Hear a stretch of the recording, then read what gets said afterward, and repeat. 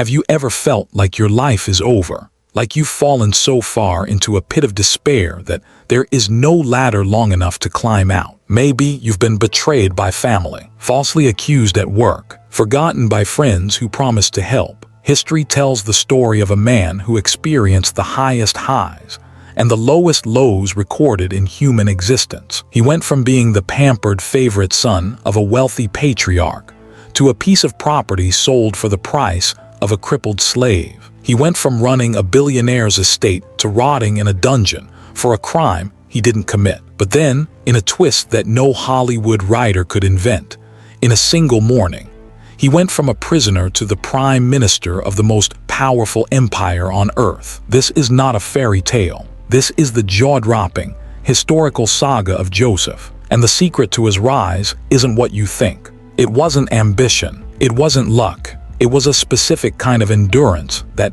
most of us have forgotten how to use. If you stick with me to the end of this video, you won't just learn history. You're going to discover the spiritual mechanic behind divine delay.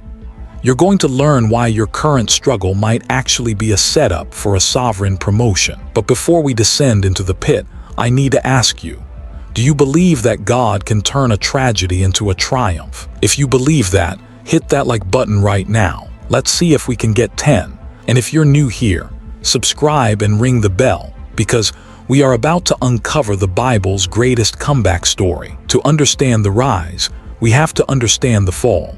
And the fall begins with a code. We are in Canaan. The year is roughly 1898 B.C. Jacob, the grandson of Abraham, has 12 sons, but he doesn't treat them equally. Jacob, a man whose own life was defined by deception and struggle, makes a fatal parenting mistake. He picks a favorite, Joseph, the son of his old age, the son of his beloved, late wife Rachel. Scripture tells us Jacob made Joseph a coat of many colors.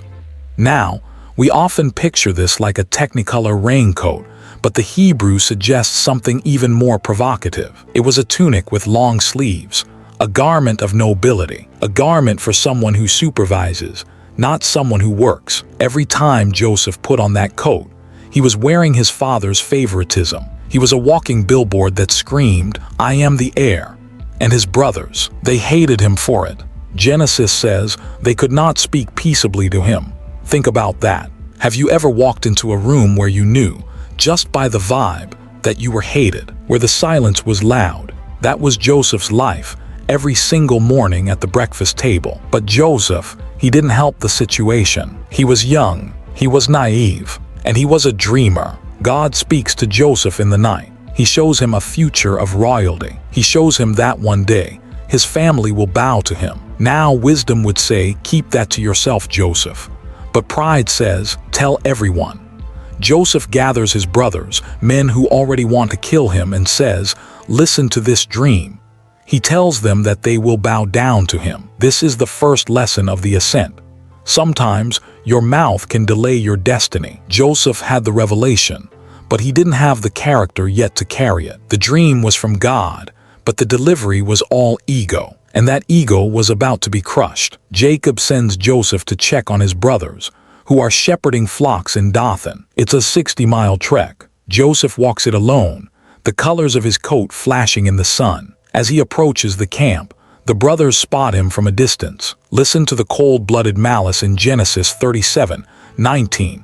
Here comes that dreamer. Come now, let us kill him and throw him into one of these cisterns. Then we shall see what becomes of his dreams.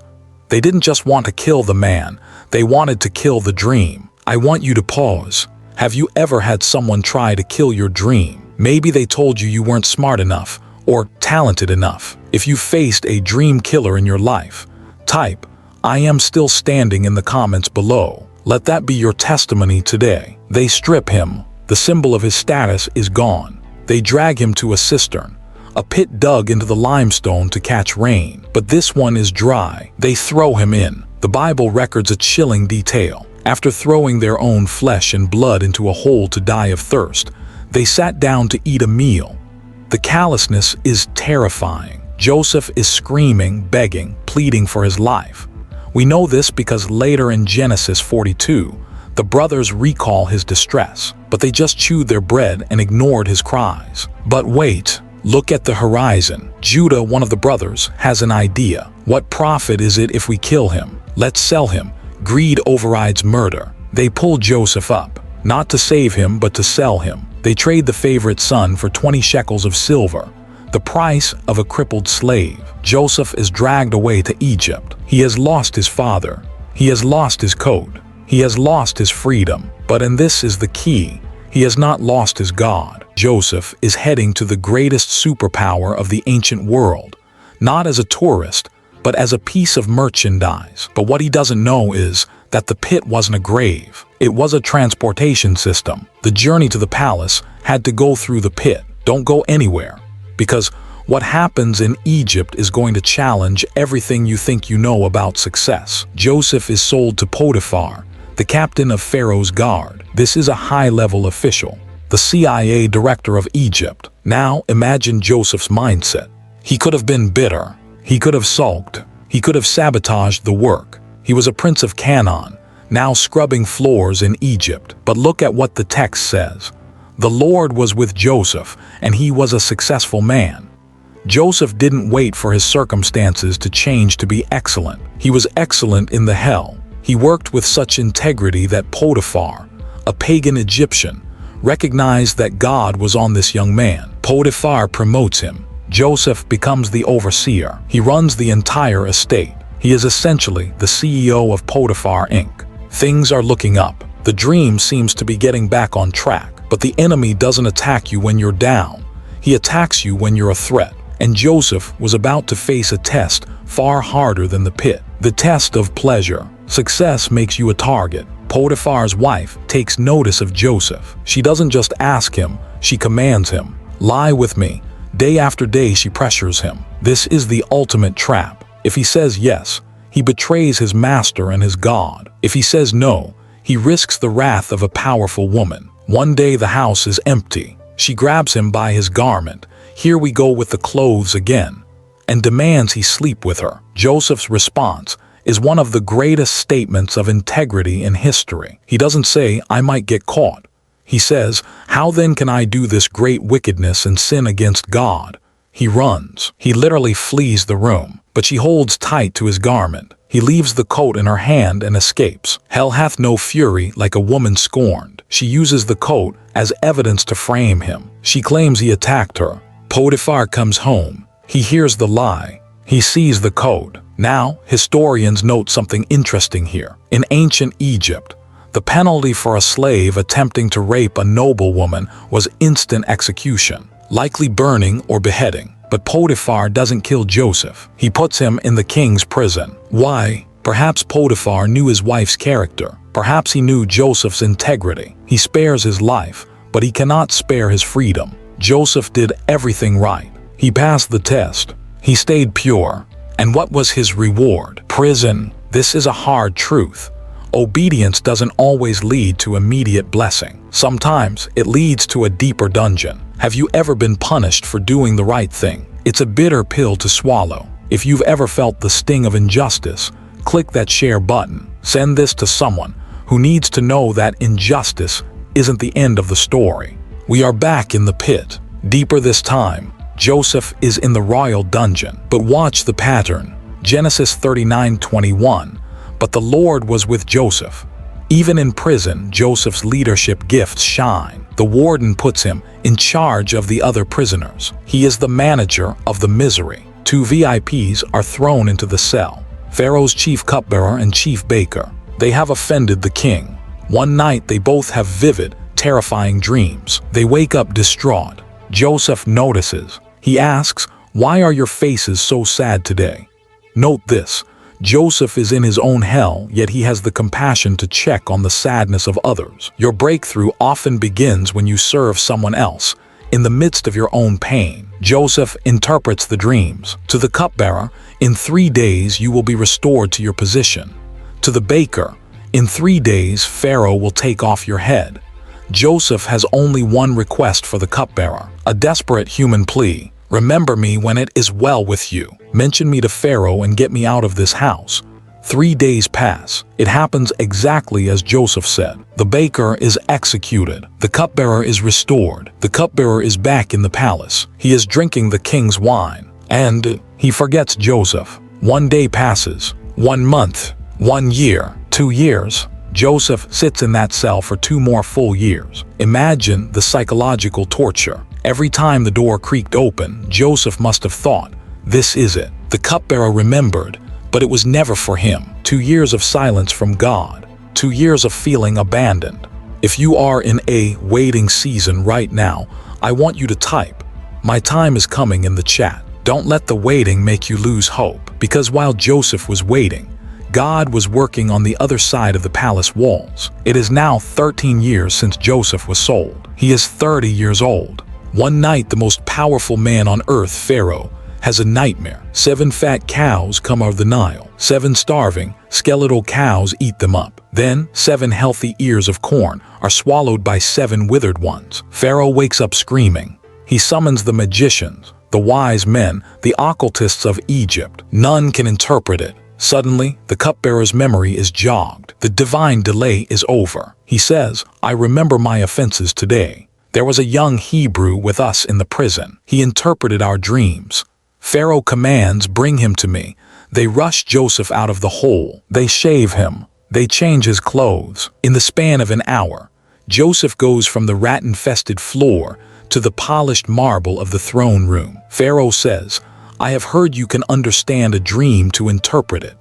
Joseph's answer is the mark of a man who has been refined by the fire. He doesn't take credit. He says, 'It is not in me.' God will give Pharaoh an answer of peace. He risks his life to tell a pagan king that his power comes from the Hebrew God. Joseph reveals the truth. The 7 cows and ears of corn represent years. Egypt is about to have 7 years of economic boom, followed by 7 years of devastating depression. A famine so severe it will consume the land. But Joseph doesn't stop at the problem. He offers a solution. He proposes a national savings plan. Store 20% of the grain during the good years to survive the bad years. Pharaoh looks at his advisors. He looks at Joseph. He sees the Spirit of God. Pharaoh standing up. He takes off his signet ring. He puts it on Joseph's finger. He puts a gold chain around his neck. Pharaoh asks, "Can we find such a one as this, a man in whom is the Spirit of God?" He turns to Joseph. "You shall be over my house. Only in the throne will I be greater than you."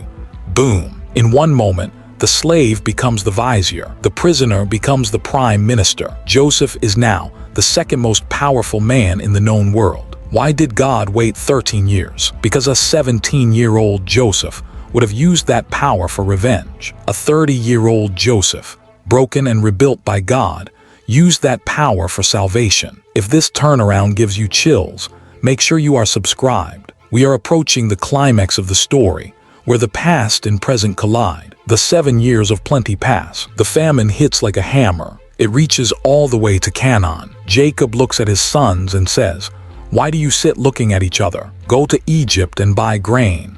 10 brothers, the same men who sold Joseph, travel to Egypt. Benjamin, the youngest, stays home. They are ushered into the presence of the governor. They bow low, their faces to the ground. Stop, rewind 20 years, and behold, your sheaves stood around and bowed down to my sheaf. The dream has come true. Joseph recognizes them instantly, but they don't recognize him. He speaks to them harshly through an interpreter. He calls them spies. Why? Is he being cruel? No, he is testing their hearts. He needs to know. Are they the same men who threw him in a pit?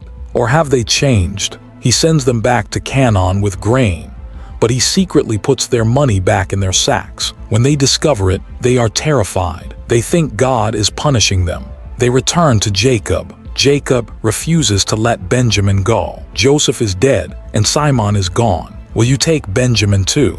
But the hunger is too great. Eventually, they have no choice. They return to Egypt with Benjamin. Joseph feasts with them, but he sets one last trap.